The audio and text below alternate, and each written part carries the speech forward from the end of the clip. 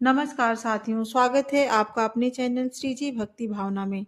साथियों, आज मैं बात करने वाली हूँ खरमास के बारे में। यह वह समय होता है जब सूर्य देव अपनी चाल बदलते हैं और कुछ समय के लिए विश्राम की स्थिति में माने जाते हैं। सबसे पहले खरमास 2026 का समय कब से कब तक रहेगा ये जान लेते हैं। साल 2026 में मुख्य खरमास की तारीखें कुछ इस प्रकार हैं।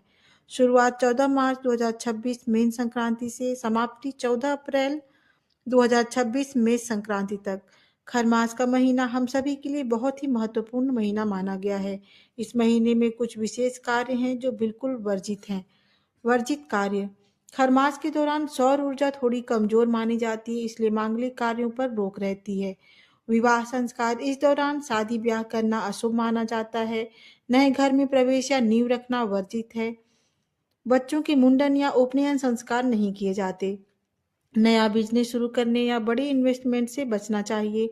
नया वाहन, भूमि या भवन खरीदना इस समय टाला जाता है। ये कार्य हमें बिल्कुल नहीं करना चाहिए। खरमास में क्या करना चाहिए? शुभ कार्य। भले ही मांगलिक कार्य बंद हों, लेकिन यह समय आध्यात्मिक उन्नति के लिए सर्वश्रेष्ठ है। सूर्य उपासना। रोज सुबह सूर्य देव को जल अर्पित करें। ओम सूर्याय नमः का जाप करें। मंत्र जाप। गायत्री मंत्र या अपने इष्ट देव के मंत्रों का जाप करने से मानसिक शांति मिलती है। भगवान विष्णु और श्री कृष्ण की आराधना इस माह में विशेष फल देती है। एक छोटी सी सलाह। खरमास का मतलब यह नहीं है कि जीवन ठहर जाए। यह समय आराम करने, आत्मचिंतन करने और अपनी ऊर्जा संचित करने का है, ताकि जब सूर्य अपनी उच्च राशि में आए तो आप नए उत्साह के साथ शुरुआत कर सकें। खरमास के पीछे का रहस्य। पौराणिक कथा। शास्त्रों के अनुसार सूर्यदेव अपने 7 घोड़ों के रथ पर सवार होकर ब्रह्मांड की परिक्रमा करते हैं। रथ के घोड़े कभी रुक नहीं सकते, क्योंकि उनके रुकते ही सृष्टि ठहर जाएगी। निरंतर चलने के कारण सूर्य के घोड़े थक कर प्यास से व्याकुल हो गए। एक तालाब के किनारे सूर्यदेव ने घोड़ों को पानी पिलाने के लिए रोका, लेकिन नियम के अनुसार रथ नहीं रुकना चाहिए था, इसलिए उन्होंने रथ में 2 खर गधों को जोत दिया। गधे घोड़ों में जितनी तेजी से नहीं चल पाते, इसलिए इस पूरे महीने सूर्य की गति धीमी हो जाती है और उनका तेज कम हो जाता है। इसी कारण इसे खरमास कहा जाता है। खरमास में किन देवताओं की पूजा होती है? भले ही इस महीने में भौतिक कार्य, शादी, व्यापार वर्जित हो, लेकिन देवताओं की कृपा पाने के लिए यह सबसे उत्तम समय है। खरमास के सबसे प्रमुख देवता भगवान विष्णु हैं। विष्णु सहस्त्र नाम का पाठ करें और ओम नमो भगवते वासुदेवाय का जाप करें। सूर्यदेव। चूंकि यह महीना सूर्य की स्थिति से जुड़ा है, इसलिए सूर्यदेव की विशेष पूजा की जाती है। तांबे की लोटी से सूर्य को जल देना और आदित्य हृदय स्तोत्र का पाठ करना इस समय सोए हुए भाग्य को जगाने वाला माना जाता है।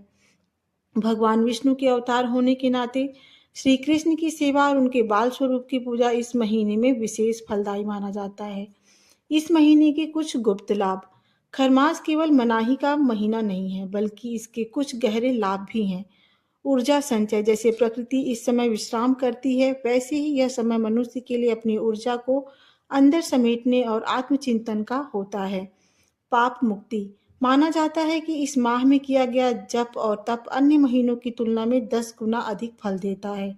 सात्विकता। इस समय तामसिक भोजन छोड़कर सात्विक जीवन जीने से शरीर और मन की शुद्धि होती है। विशेष उपाय। खरमास में तुलसी के पौधे के पास शाम को घी का दीपक जलाना और उसकी परिक्रमा करना अत्यंत शुभ माना जाता है। खरमास में क्या दान करें? इस महीने में ठंडी तासीर वाली चीजों और अनाज का दान करना सबसे उत्तम माना जाता है। गुड़ और घी दान सूर्य को देव को प्रसन्न करता है और घी का दान स्वास्थ्य के लिए शुभ माना जाता है। अनाज। 7 तरह के अनाज का दान करने से घर में बरकत आती है। तांबे के बर्तन। चूंकि तांबा सूर्य की धातु है, इसलिए तांबे के लोटे या बर्तन का दान प्रभावशाली होता है। वस्त्र दान। गरीबों या जरूरतमंदों को लाल पीले रंग के कपड़े दान करना भाग्य को जगाता है। विशेष मंत्र जो आपको रोज जपने चाहिए। खरमास में मंत्रों का मानसिक जाप करने से मन शांत रहता है और नकारात्मक ऊर्जा दूर होती है। सूर्य देव की प्रसन्नता के लिए सूर्य को जल चढ़ाएं और 11 बार मंत्रों का जाप करें। ओम वाम ह्रीम होम सह सूर्याय नमः। यह मंत्र आत्मविश्वास और ऊर्जा को बढ़ाता है। पूरे महीने इस महामंत्र का जाप करना सबसे सरल और शक्तिशाली है। ओम नमो भगवते वासुदेवाय। कष्ट की मुक्ति के लिए अगर जीवन में बहुत रुकावटें आ रही हैं तो आदित्य हृदय स्तोत्र का पाठ करना चाहिए। दान का सही विधि। दान हमेशा सुबह स्नान करने के बाद और सूर्य को जल चढ़ाने के बाद करना चाहिए। भाव। दान करते समय मन में अहंकार नहीं बल्कि सेवा का भाव रखें। आपके लिए एक विशेष उपाय। खरमास में तुलसी की पूजा करना ना भूलें। रोज शाम को तुलसी के पौधे के पास घी का दीपक जलाकर 3 बार परिक्रमा करें। इससे घर की सुख शांति बनी रहती है। उम्मीद करती हूँ आपको ये वीडियो अच्छी लगी होगी। अगर आपको ये वीडियो अच्छी लगी हो तो इसे अपने प्रियजनों को जरूर शेयर करें। वीडियो को लाइक करें, सब्सक्राइब करें और कमेंट में जय हरि विष्णु लिखें। मिलते हैं अगली वीडियो में, तब तक के लिए राधे राधे।